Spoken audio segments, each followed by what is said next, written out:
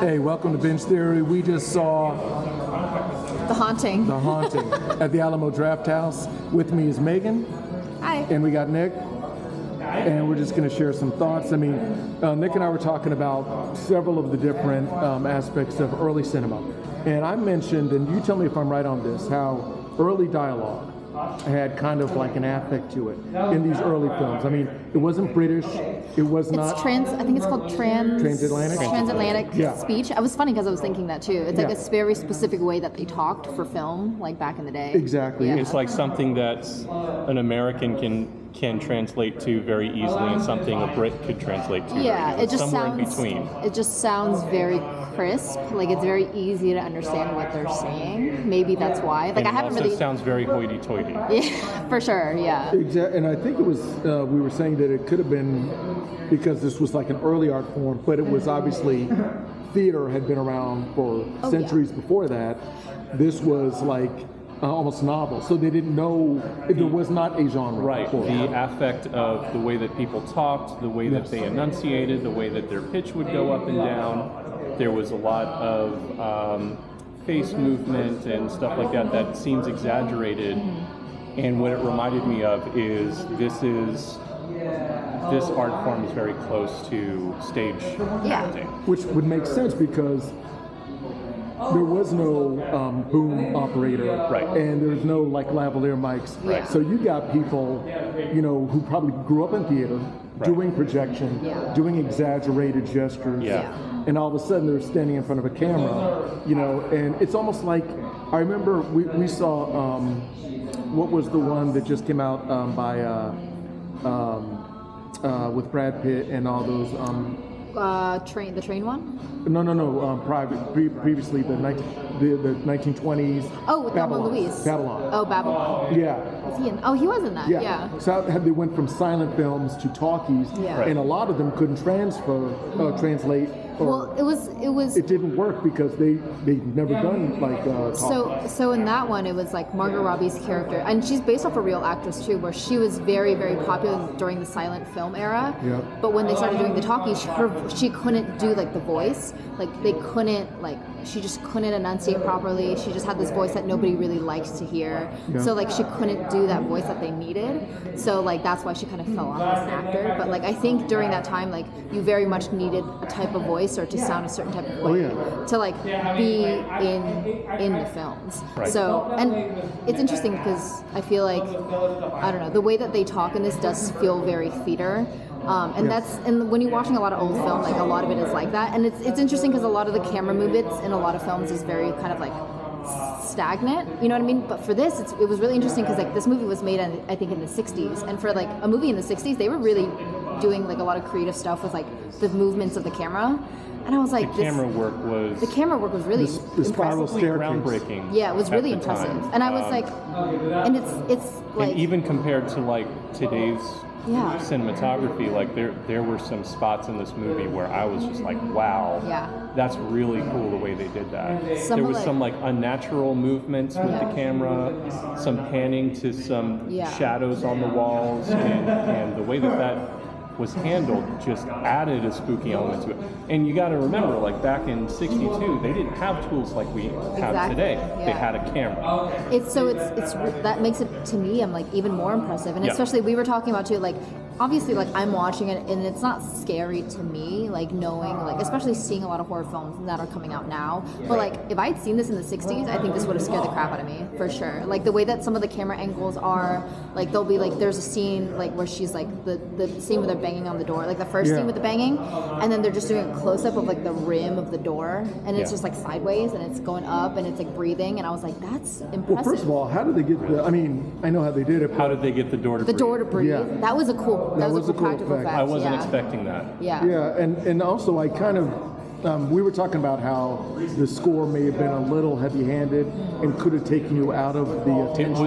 It was jarring, and it actually broke my immersion quite a bit. Really? Okay. Yeah, it was horns, and it was so loud and so abrasive during scenes where there was nothing else happening on screen except somebody was walking up some steps. And I'm just like, why does the music have to be so intense right now? Because it reminded me of like a lot of noirs and a lot of thrillers where you have the background music is like trying to say, this is really intense. Right. This is really important.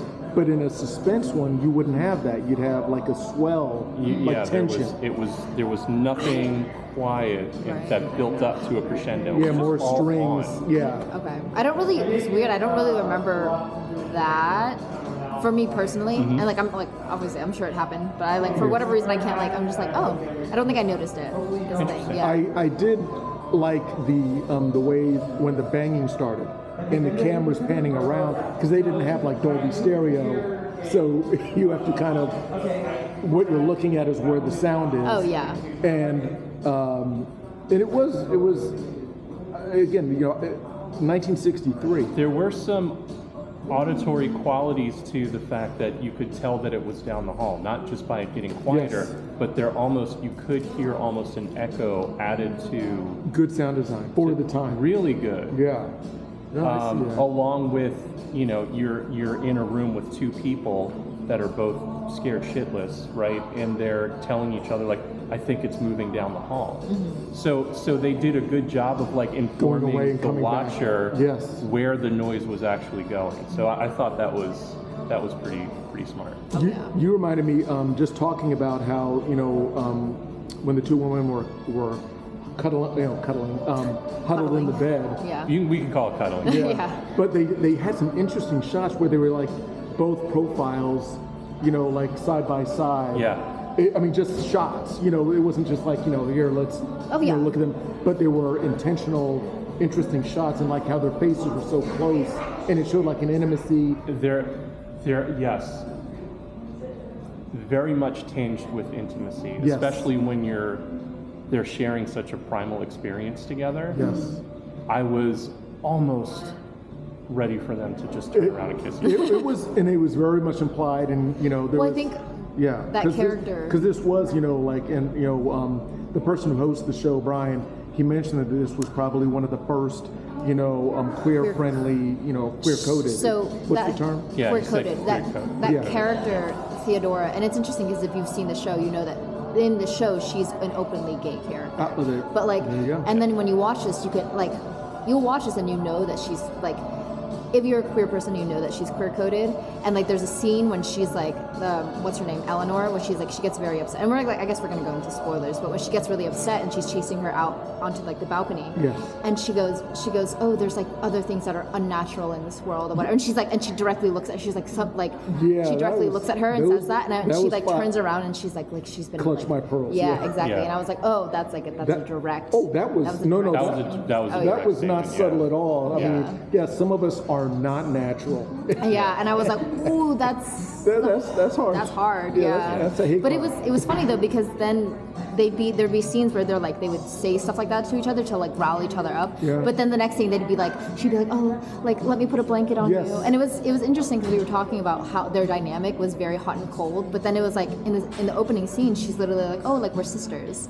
And it's funny because like it feels very much like a sister thing where it's like, kind of like you hate them but you love them. Attract and repel. Yeah. And it's And I think that's all intentional, right? Mm-hmm. Because one thing that we do know about Eleanor's character is that she is starving for affection and attention.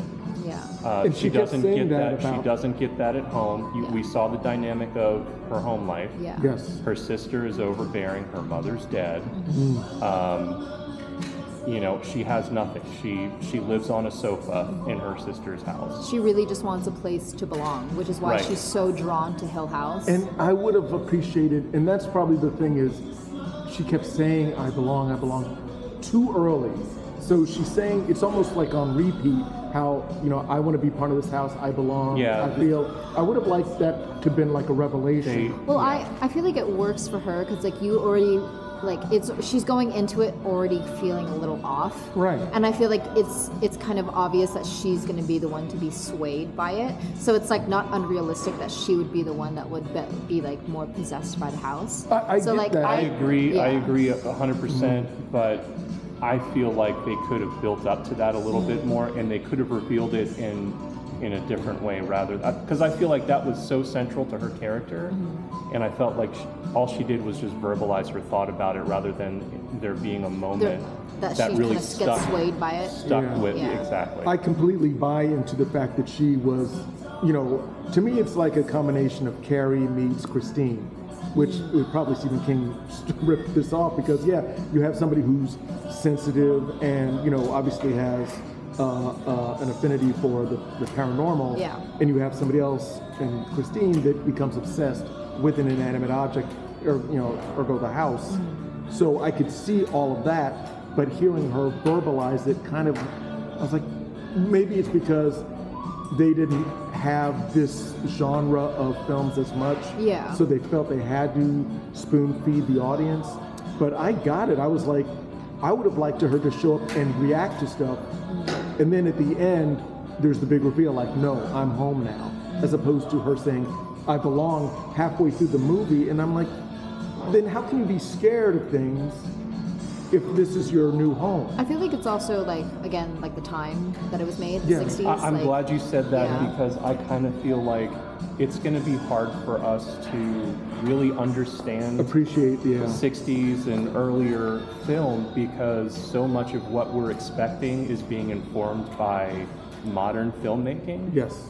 So when you look at it through that lens, I'm a big fan of 90s and forward. There were some good 80s movies too, don't get me wrong, but the ultra realism is what really brings me in, and we talked about that a little bit. And when you watch a movie from that era, and there's so much. It's almost like a completely different art form. It's done in front of a camera, but there's so many different elements to it that were period correct, right? Like that back then, that's what people expected at the movie theater, and now it's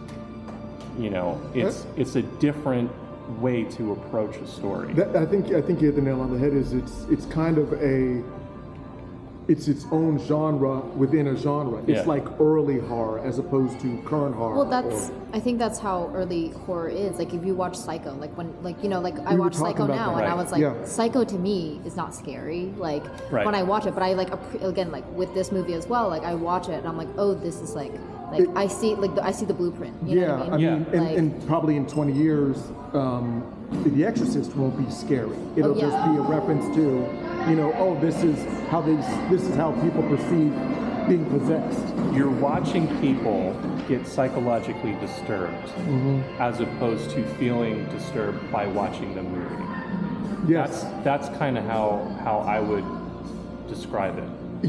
I didn't feel disturbed by watching. You're watching the movie, her go mad, but I'm watching somebody get disturbed by it, and therefore understanding how trying to put myself in their shoes. If I was in that house and I saw the door breathing, I'd also freak out. I would freak out. Yeah. You know what?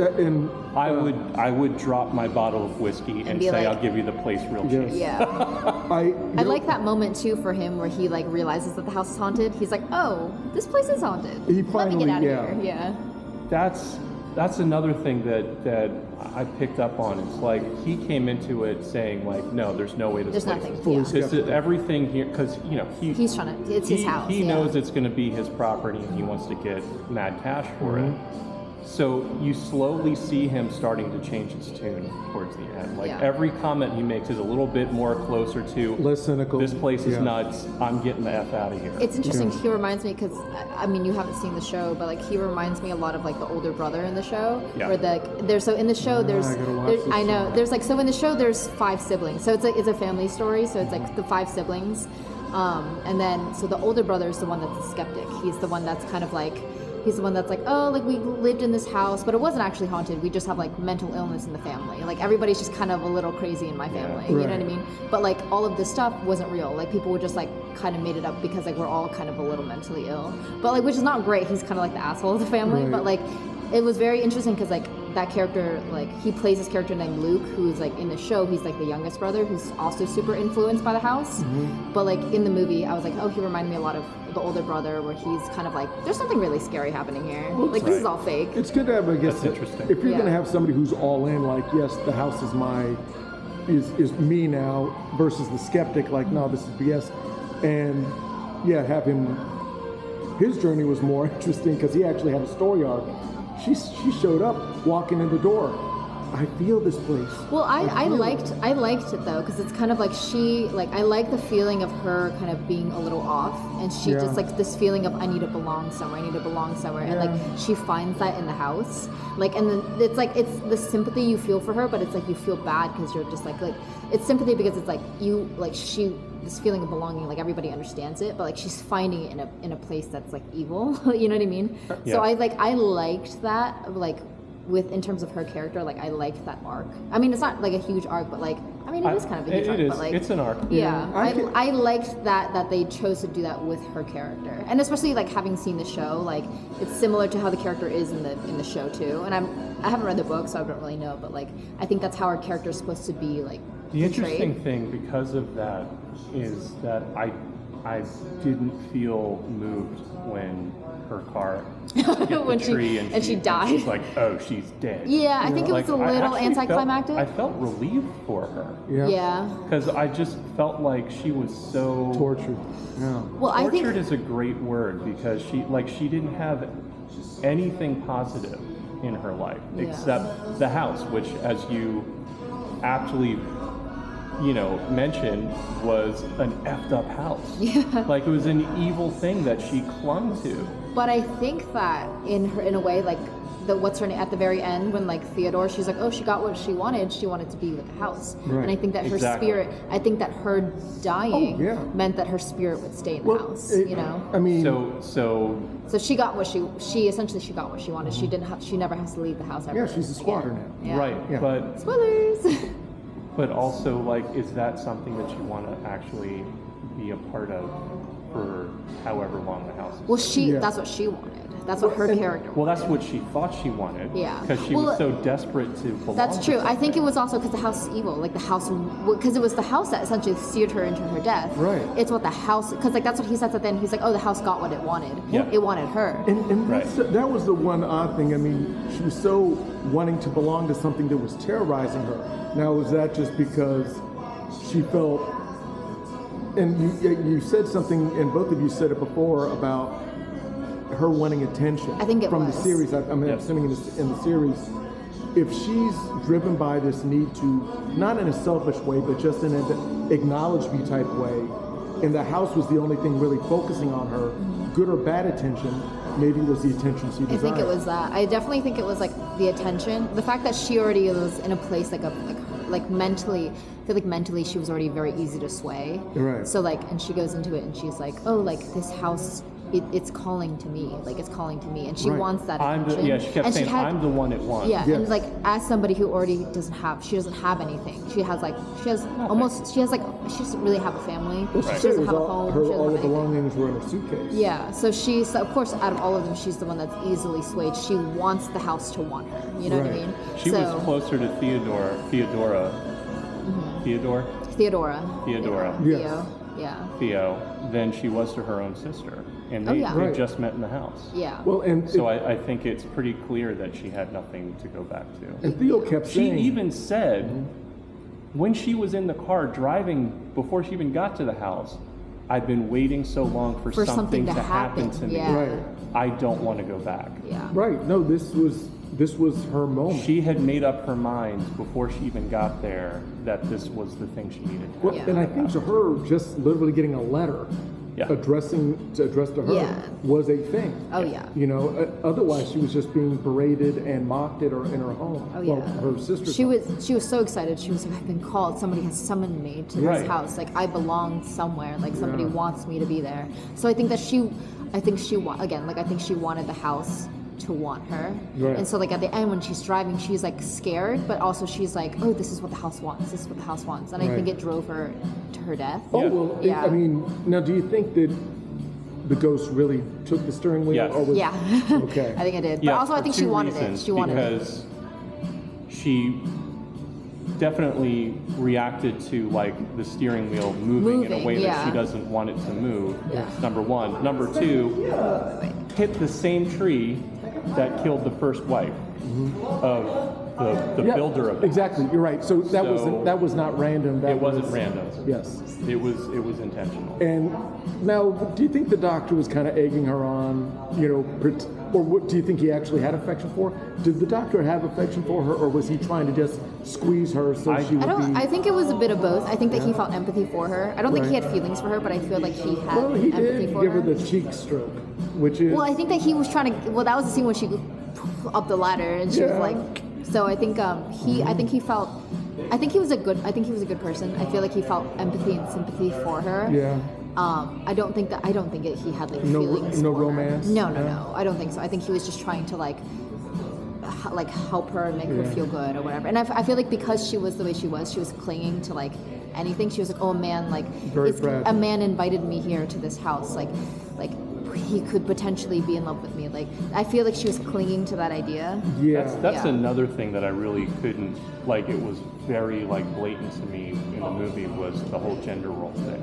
Yeah. That was very much like women being women and men being men. You know what I mean? Like, the fact that you had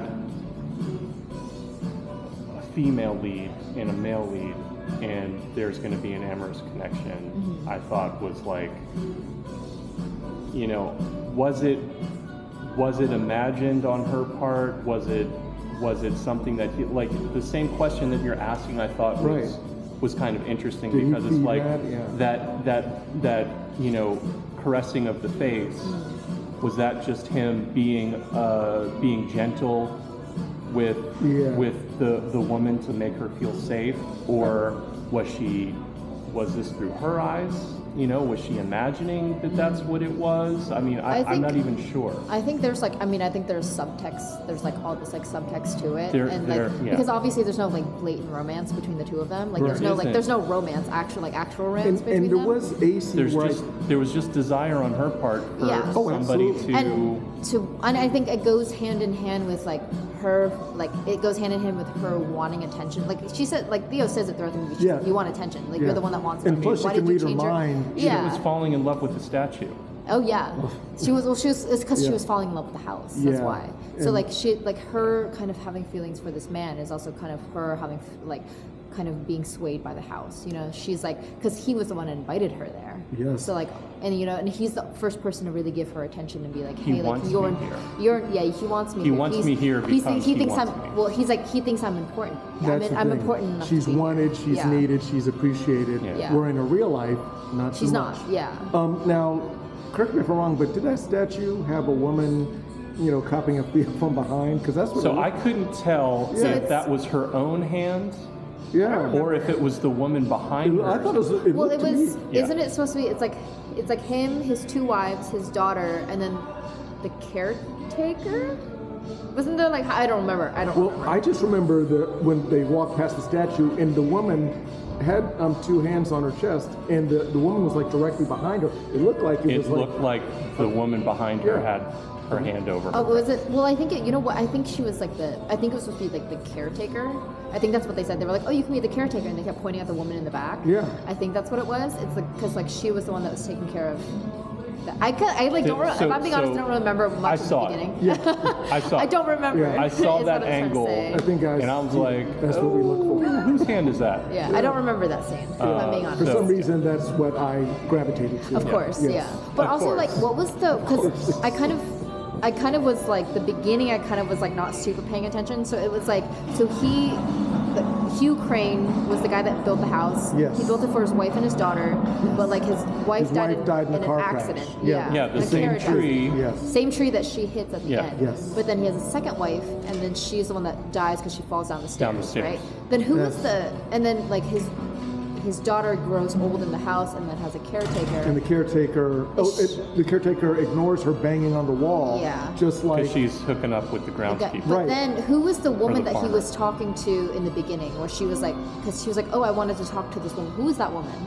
that he's talking to in the beginning. Who's talking to in the beginning? So the main guy, what was the main guy's name again? John, the doctor. Oh. Yeah. So you know how he's like talking to this older woman in the very beginning of the movie, and he's like, "Oh, I wanted to talk to her. I wanted to talk to her." Oh yeah. Who was that? She was the owner of the house. Okay. Do they explain how she's the owner of the house? No, I didn't. No, they. I feel like they did. I feel like they did, and then I didn't remember. I think it was implied that she was the closest relative. Oh, she was Luke's a relative, but remember, she also looked down on the other side of the family. She's like, oh yeah, that side of the family are not really, so. But she was also related to Luke, right? Luke's aunt. Something like that. Because I remember she was like, "Oh, he's the one that's gonna own inherit, the house." right? Yeah. After she passed. Got it. Okay. Because I like forgot in the beginning. I was like, "How?" Yeah. Yeah. Yeah. It was like a family tree, and she was kind of like well-to-do, and it was just a thing in the family, but it wasn't. Okay. Like I think a direct where she was in the house. It was like the caretaker, like she something, and then like I forgot what it was. I was just like, oh, okay, so I guess that they. I like the caretaker at the beginning, where she's like. She was kind of funny. Yeah. No, I'm talking about her, but also the gatekeeper. The Dudleys. Yeah, the Dudleys are also in the show too. Yeah. I liked how he's like, yeah, report me. That was so funny. He's like, you think you know everything? You're from the city. Yeah, I'm from here. exactly. I know this house. City folk. But also, I thought the wife was really funny because she would just like start saying stuff. She's like, dinner's at 10, and they're like talking over each other. And then she's like, dinner's at 10. Okay, dinner's ready. Who's sitting there? Like she would like just talk over them. She just kept like She had her script. Oh yeah, I thought that was hilarious. And we were cracking up because she was like, not at night in the dark. That's a quote from the show. It's so funny because I kept comparing them. There's like quotes like the very beginning where she's like, "If you walk in this house, you walk alone." They say that in the beginning of the show, in the end of the show too. I gotta watch. And then when she says it, she's like, "We don't stay after dark in the night, in the dark, whatever." She says that in the show too. And I was like, "There's like certain," and then there's like, look again, where no one can hear you. Where no one can hear you. Yes. Yeah. But there's scenes where like there's like. Because obviously it's like a different rendition of the show, but like there's scenes where like Eleanor's dancing like with a ghost, and she's just kind of dancing around the house. Yeah. That scene and like the spiral staircase. There's like a lot of things that they take from that and like put in the show. And I thought was like I remember like I'm watching, I was like, oh, that's so awesome. I love that. What's funny is and I don't know if it is a direct thing or back in that day, nobody can hear you scream was just like a thing. A thing because I'm thinking. In the trailer for 2001, A Space Odyssey, no one can hear you scream. Nobody can hear you scream. I didn't know if that was like in reference. Did that come out around the same time? Oh no! What was that? When did that come out? 70s? Ooh, you know what? That was Space 70s. Odyssey, 70s, right? 71 or 72. It was probably early, definitely early 70s, if 70s. Yeah. But that's another thing is, and just to go off on a tangent here. Here at the Alamo, they show such old school stuff. They had a Kubrick retrospective, and they were showing early Kubrick stuff that I had never seen before, and just like early Hitchcock stuff. And one of the things I really appreciate about seeing their earlier works is they're not fully formed. They don't have the Hitchcock. He doesn't have his style down yet. So he's doing like typical directing styles. But with like a hint of what he's going to be. The same with Kubrick. Yeah. There's like early stuff where he's just shooting straight up. Well, and then you see the final works with like Clockwork Orange and Full Metal Jacket. Well, I think that's most directors though. It's just figuring out their style. Exactly. So like it was funny because I was watching Bottle Rocket recently, Wes Anderson, and it's like interesting watching Wes Anderson all his stuff now, and then trying to watch Bottle Rocket and being like, this is like so different. This is so different. Like, did you ever get into Wes Anderson stuff? Yes. Yeah, well, I mean, because I think everybody else caught on with the Royal Tenenbaums and what's the most recent one with the space one? Asteroid City. Asteroid City, yeah. I mean, he's got his style down to a T. It's like you know what? I hate to say it, but I think he's all style now. Everybody wants to be in a Wes Anderson film, so it's just.